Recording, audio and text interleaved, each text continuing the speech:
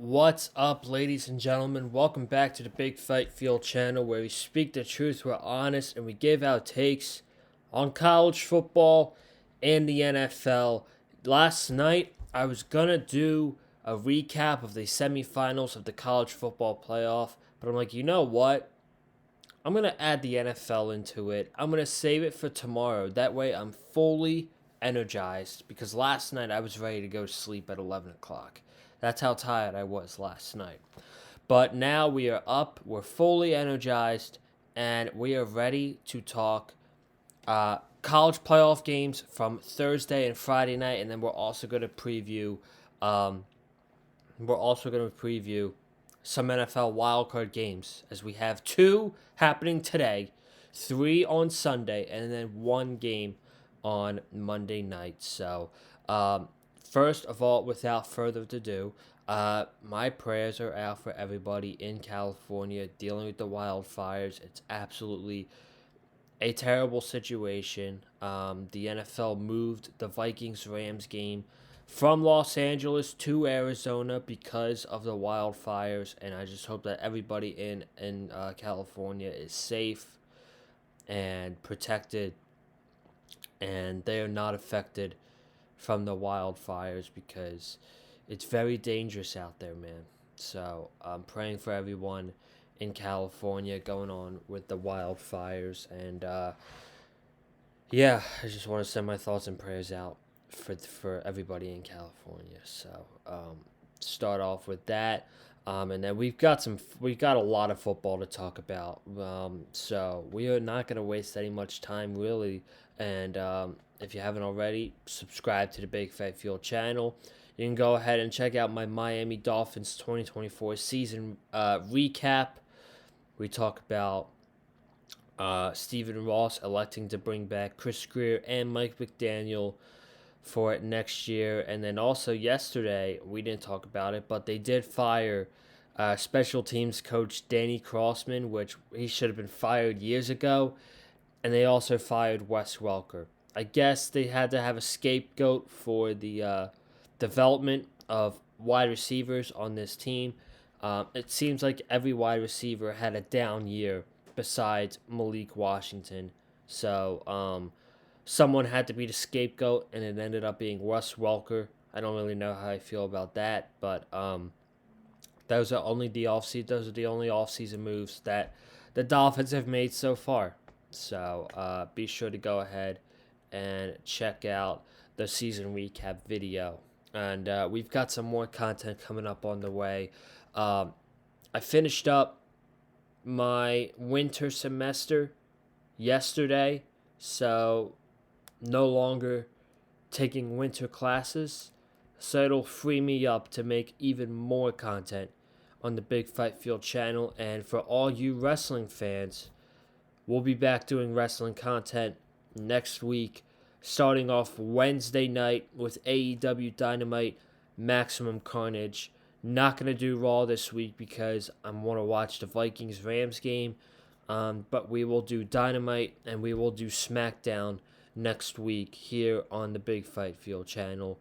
So a lot of fun stuff coming up. A lot of fun stuff. Okay. Let's talk about the college playoff first. And we had a classic in Miami, and we had a slugfest in Dallas. I guess I'll go ahead and talk about the game last night since it's fresh in my mind. Ohio State defeats Texas 28-14 as they're heading to the championship in Atlanta, and I feel like everybody got the wrong read on these games, as people were saying that the Notre Dame Penn State game was going to be low scoring, defensive slugfest, and it was through three quarters. But then we got explosive plays. We got fireworks in that fourth quarter. And last night, everybody thought this was going to be a shootout. This was going to be a high-scoring game, or Ohio State was just going to run away with it like they have in the past. I will give Texas credit. Texas did not get pushed over by Ohio State like Tennessee did and like Oregon did. They didn't get shellacked. They were in it for most of the game until about 3 minutes to go in the fourth quarter. But you have the start of the game, and Texas, they're driving down the field, and they get a nice pass to Matthew Golden, who catches one-handed. It's like 4th and 2. They go for it, and it's turnover on downs. You get nothing out of that drive.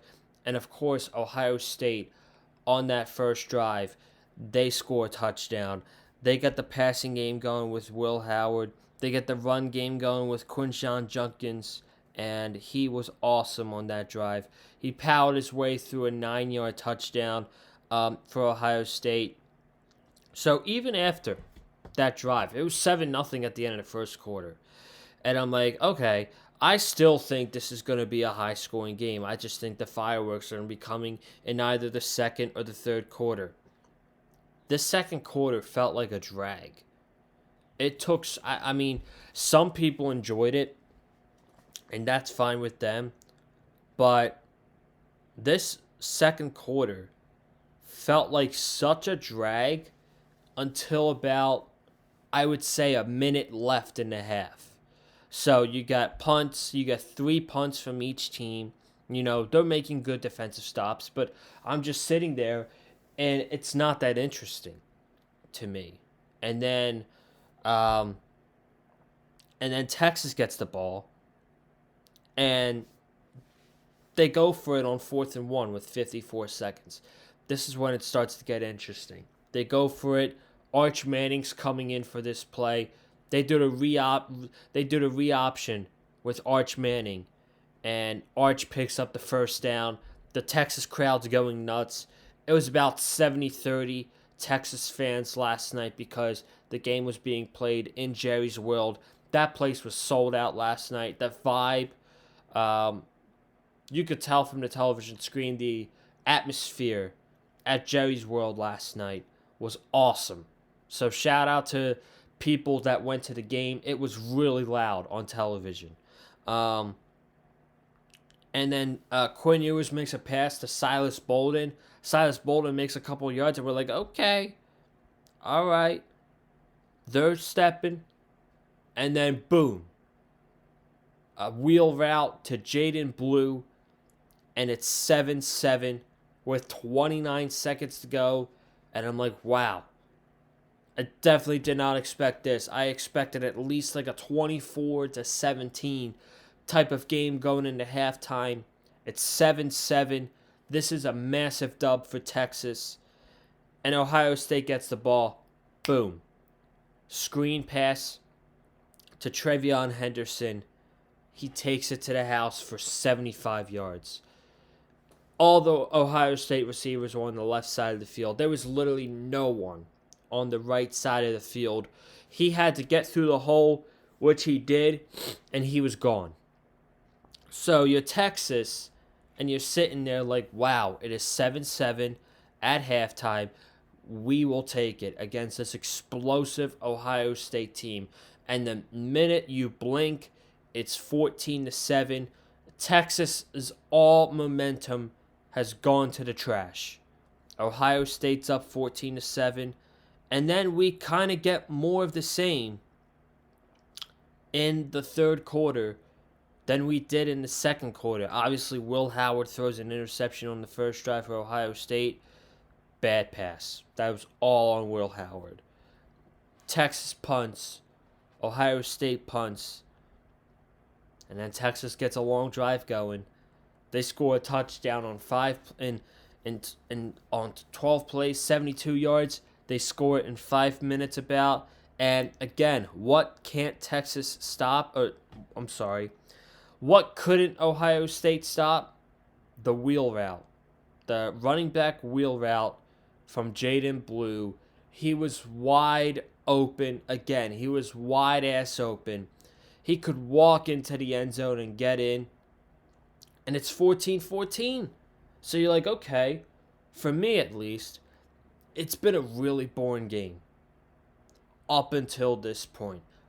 The only exciting parts, the end of the first half and going into the fourth quarter at a tied game. And we're like, okay, 2 nights in a row, we're going into the fourth quarter tied. This is awesome.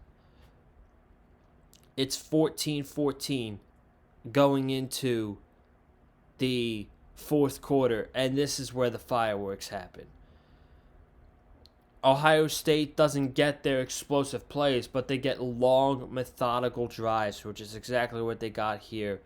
So they started this drive with 14:47 to go in the fourth quarter on their own 12-yard line. And they scored a touchdown, Quinjon Judkins again, with 7 minutes to go. So they killed about half this clock in the fourth quarter with this one drive. A phenomenal drive called by Chip Kelly. They got a fourth down conversion with Will Howard on a quarterback option. They picked up a third down on their own 29-yard line to Carnell Tate, who stepped up last night. There were points at this game where Texas was bracketing Jeremiah Smith. They had a linebacker, a safety, and a corner all bracketing Jeremiah Smith. So that was their game plan, to take Jeremiah Smith out of this game. And someone had to step up with him only having 1 catch for 3 yards. And it was Carnell Tate. Carnell Tate did have himself a good game. 7 catches for 87 yards. He stepped up because Texas had a phenomenal game plan for Jeremiah Smith to take him out of the game. But now you're up 21-14. And Texas, they get going, running the ball. And Matthew Golden comes back in the game. And you get a 27-yard pass to him down to the 13-yard line. And you're Texas, you get 2 pass interference penalties in a row. And with 4 minutes to go, you have first and goal at the 1-yard line. And they didn't score. And they have nobody to blame but the play calling of Steve Sarkisian. You know Ohio State. It's like last week with Arizona State. You know not to run up the middle on short field situations against Texas. Last night, you know not to run the ball up the middle on short field situations against Ohio State. They tried to do it on the first play. They didn't get it. But now it's 2nd and goal at the 1-yard line. And what does Sarkisian call? A pitch. And I'll never understand teams that call a pitch 1 yard short or 2 yards short. Just run the ball up the middle. And Sark calls a pitch, and Wisner loses 7 yards. 7 yards. And then it's 3rd and goal. It's incomplete. And then 4th and goal, you get a play that is going to be remembered forever, not only in Ohio State football history, but in college football history. Jack Sawyer forces a fumble. He scoops up the football, and he takes it 83 yards. The captain of the team, the linebacker, their edge rusher. He was on the edge at this play. Jack Sawyer forces the fumble on Quinn Ewers, and he takes it 83 yards to the house. That's going to be a play we are talking about for years. That's going to be a play that Ohio State fans talk trash about for years. And Jack Sawyer with that play is an Ohio State legend forever. And we know Jack Sawyer, very emotional, screaming at the Michigan players for planting the flag at the middle of the field, had to be held back by a lot of staff. He is literally the heart and soul of that Ohio State team, and he carried them on their back on that play, taking it 83 yards and winning at the game. And that was basically your game. Ohio State, phenomenal on defense. You know, I found a stat today on Twitter that when they played Oregon and Michigan in the regular season, they got 0 sacks. In their first 3 college football playoff games, when they played Tennessee, Oregon, and Texas, they had 16 sacks. And in this game, it was not their high-power, explosive offense that won them this game. It was their defense. Their defense was clutch as hell. With that play with Jack Sawyer, the turnover on downs in the beginning of the game, they were awesome.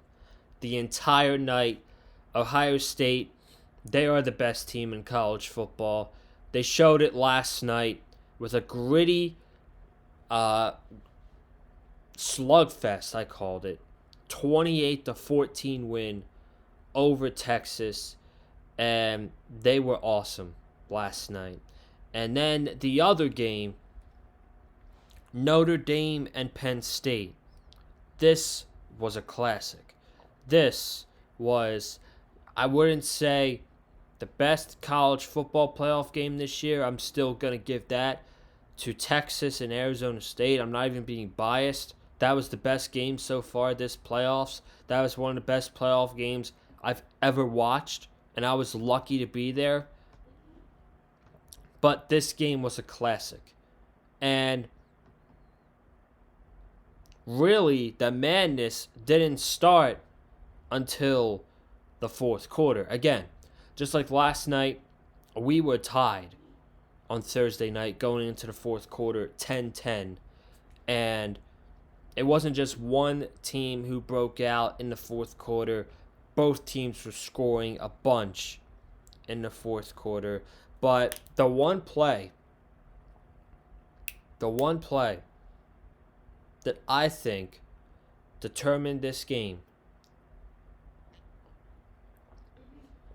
was in the first quarter. And it was when Penn State had just gotten an interception and they were marching. They were running the ball down their throats. Literally running the ball down Notre Dame's throats.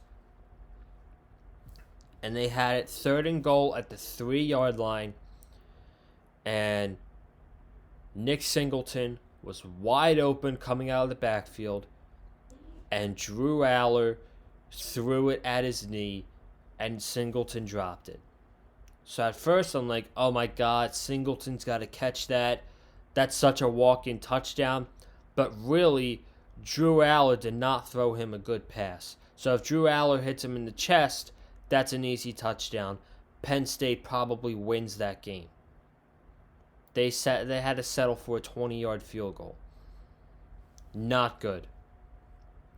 Not good if you're Penn State having to settle for that chip shot field goal instead of getting 7. But then they dominate the line of scrimmage. They dominated the line of scrimmage in the first half. They were bullying Notre Dame's defensive front. They were able to run the ball down their throats. They had 15-play, 90-yard drive, 10-0. Notre Dame's quarterback, Riley Leonard, gets hurt. but they get a field goal. And that's a big 3 points. Because now you're not going down in the halftime down 2 possessions. You're only down a touchdown. And Marcus Freeman had his team ready to play in the beginning of the third quarter. They get a touchdown. It's 10-10. And we get punt, and we get to the fourth quarter. This is where we get the fireworks. We start the fourth quarter. They're on Penn State's 31-yard line, and they're running the ball. They get a 2-yard touchdown run from Jeremiah Love. It is 17-10. How's Penn State going to respond? They get themselves a touchdown. Drew Aller, terrible night. He made some plays on this drive. Singleton punches it in for the touchdown. It's 17-17. And then next drive, one play, interception. Denied Dennis Sutton, interception. Penn State scores again. And who is it? It's Singleton. Again. He had 3 touchdowns on the night for Penn State. Penn State's up 24-17 with 8 minutes to go. 8 minutes to go. They're up 24-17. And Notre Dame gets a wide open touchdown. The cornerback on Penn State falls. Riley Leonard lobs it to Jaden Greathouse, and it's a touchdown. It's a walk-in touchdown, and you got over a little bit under 5 minutes to go. It's 24-24. I'm on the edge of my seat. Both teams punt. Penn State's got the ball with 40 seconds to go. And Drew Aller throws an interception. And it was a horrible pass. And I will say, after watching this game, thank God Drew Aller is going to be back in college for another year, because his draft stock would have fallen massively if he had went to the NFL draft this year. He didn't. He was horrible. And I know James Franklin is known for blowing double-digit leads in big games, whether it's in the regular season or in the postseason. He's not built for the moment. But Drew Aller lost this team the game. Drew Aller was, I thought he was the main reason they needed to win that game. And Penn State did not complete a single pass to a wide receiver all night. And Drew Aller had 135 passing yards and an interception. Not one single completion to a wide receiver at all. And you got to give Notre Dame credit. They are a gritty team. They never give up. I hate Notre Dame. But they are the team in the college playoff that feels like they are destined. And it feels like they're destined to win this whole thing, which is what is going to make the championship game so great, in my opinion. The storyline going into it. You've got the juggernaut powerhouse in Ohio State, who is explosive. Their defense is phenomenal. Their offense is phenomenal. They are a powerhouse going up against a team who just keeps finding ways to win. They just feel like they're destined, and now they're going to clash. Ohio State, Notre Dame, I don't like either team, but I do think it's going to make for a great championship. So I'm excited for that one. We'll talk about it more on the channel. We'll probably do our preview next week. We'll probably preview that game on Saturday or Sunday. I'm not sure. Maybe Sunday. We might preview that game on Sunday. But we had a slugfest, and then we had a classic in Miami. So now we're at the championship, and it should be good, man. It should be good. All right, before we get out of here, let's talk about Wildcard Weekend. Let's give our predictions for NFL Wildcard Weekend. I'm not going to give you my Super Bowl prediction. I'm going to keep that to myself. But I will give you my round-by-round prediction for the playoffs each round. So, we'll start with today. 2 matchups. Chargers-Texans is our first game at 4:30 on CBS. Chargers are a 2.5-point favorite. It was at 3. It's down to 2.5. The over under set at 42. And even though the Texans have ended off the season really badly, they lost to Kansas City. That was the game that Tank Dell had a absolutely horrendous knee injury that ended his season. His season next year might be questionable. Hopefully he's back by next season. But that was the game they lost Tank Dell. And then Christmas Day, they had an absolute embarrassment of a performance against the Baltimore Ravens. Nothing scored on offense. They only got 2 points from the defense. They lost 31-2 on Christmas Day on Netflix. They really ended off the season badly. And they're facing a Chargers team who's well coached by Jim Harbaugh. They have a good defense. They can absolutely run the football with J.K. Dobbins. And they have found a special connection with Justin Herbert to Ladd McConkey. Ladd McConkey is coming along to be a top 20 wide receiver in the NFL. He's had a great rookie season, and I know that because he was on my fantasy team all year. And I sat him all the way up until about week 11, where I'm like, geez, I need to be playing him more. But I do think this is going to be a close game. Even though Texans have been the division winners, but their season, I believe, has been average at best.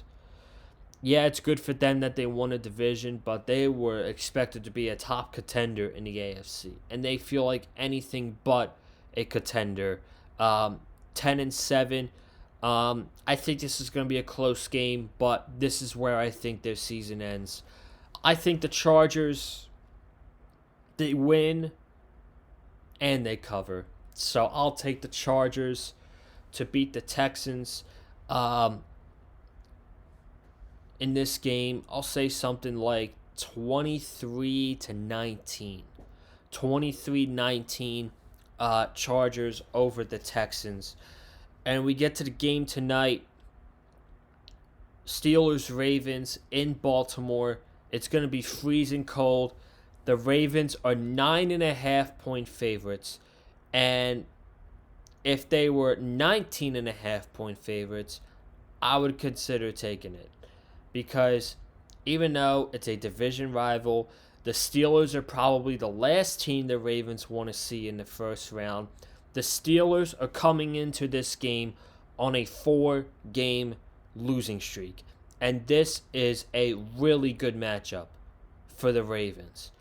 And this reminds me a lot of last year's Dolphins, where they came into the playoffs on a losing streak. They got shellacked by the Ravens.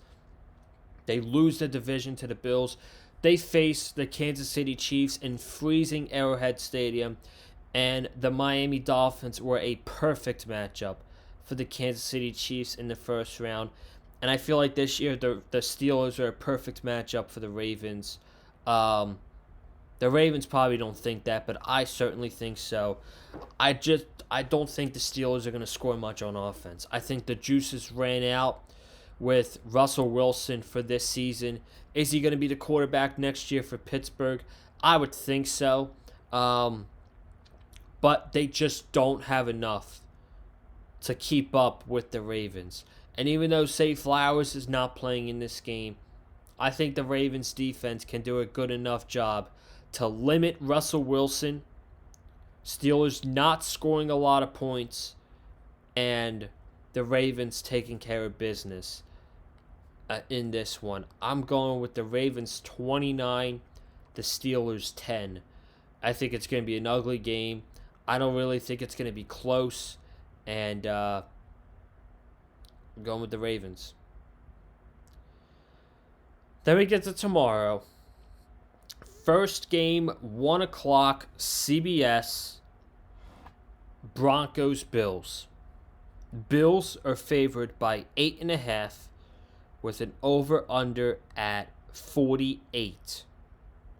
And no matter what happens in this game, the Broncos have already won this season. No one thought that the Broncos were going to be in this spot at all. A lot of people had the Broncos around 5 to 7 wins with a rookie quarterback in Bo Nix. Not a lot of weapons outside of Courtland Sutton. And Sean Payton has been such a phenomenal coach this year. The Broncos defense is top 5 in the NFL. And Sean Payton has made it to the playoffs with a rookie quarterback who's had a phenomenal season. Don't get me wrong. Bo Nix is a dog. And Bo Nix is going to be a problem in the AFC. In my honest opinion, I've already think he's leapfrogged Tua as a top quarterback in the AFC. But that's just my opinion. Dolphins-related stuff. But you look at the Broncos' schedule, and you look at their losses this season. Outside of Week 9 against the Ravens, where they lost 41-10, they don't get blown out. They are competitive in these games. They lose to Kansas City by 2. They lose to the Chargers by a touchdown. They lose to the Bengals by 6. They're competitive in these games. So, I do think the Bills are going to win, but I think the Broncos are going to keep this tight. I think this game's going to be a shootout. I think Bo Nix is going to have another breakout moment. Over 300-plus passing yards, 3 touchdowns, but the Broncos come up just short. Josh Allen, as much as I hate him, he's the MVP of this season. That's my opinion. Josh Allen's been the MVP of the NFL. As much as I hate him, and I hate the Buffalo Bills, and it's so sad because when the Dolphins don't make the playoffs, the thing I cheer for the most is that the Bills lose. So yeah, I'll be sitting there cheering on the Denver Broncos to win this game tomorrow, but I don't think it's going to happen. I'm going with the Bills, 31-24 over the Denver Broncos in this game. Eagles-Packers, to me, this is the least exciting game. Packers are really banged up in their secondary. Evan Williams, I know, is not playing. Jair Alexander's on IR. They just lost Christian Watson last week to a torn ACL. Jordan Love's coming into this game banged up. Jalen Hurts is coming back for the Eagles. He's not in concussion protocol anymore. I just don't know how the stars align for Green Bay. I don't see it. And it feels like every time they play a top team in the NFC, they lost to Minnesota twice. They lost to Detroit twice. They lost to Philly in the first week. I just don't see how the stars align for them in this game. So, the spread's 5. I'm going to take the Eagles. I think they win and they cover the spread. I'll take the Eagles 28-14 over the Packers in this game. And then Sunday night is Commanders-Bucks. Now, this is where my upset's going to be. I think this is going to be a back-and-forth game. Both teams are going to be scoring. Marshawn Lattimore is playing for the Commanders, so we are going to get another chapter of Marshawn Lattimore versus Mike Evans, which should be awesome. And, man, I think Jaden Daniels is going to have his breakout moment. I think that both rookie quarterbacks, Bo Nix and Jaden Daniels, are going to be awesome in these playoff games. The difference is Bo Nix is not going to win, but Jaden Daniels is going to win. I'm taking the Commanders to go on the road in Tampa Bay on prime time and win their first playoff game in 19 years. So I'm going with the Commanders over Tampa Bay 27-22. They win it at the end in the fourth quarter. They win 27-22. And then Monday night in Arizona, Vikings-Rams. Vikings were favored by 1. They're now favored by 2.5. The public is all over the Vikings, and I'm going to take the Vikings as well. The Rams, they have very good pass rushers. They have Byron Young. They have Kobe Turner. They have Jared Verse, Brandon Fisk. Their pass rush is very good. However, I don't think they have the secondary to stop Justin Jefferson and Jordan Addison. So, as long as Sam Darnold can make the throws to Jefferson and Addison, I don't see how the Rams secondary is going to be able to contain them in this game. I'm going with the Vikings 30-23. 30-23 Vikings. So, that's all I got. I will see you guys in the next video. I don't know when that's going to be, but I'll see you in the next video. So subscribe to the channel. Comment down below your thoughts on the college football playoff semifinal games, early thoughts on Ohio State versus Notre Dame, and your playoff predictions for Wildcard weekend. Let me know in the comments. Hit the like button if you like what you heard from me. Follow me on Twitter, Colin_Joseph. I will be live tweeting during these playoff games. So I'm going to be watching every game, live tweeting, giving my thoughts. So follow me on Twitter for all that good stuff. And I'll see you in the next video. Have a good night. Stay safe. And as always, stay classy.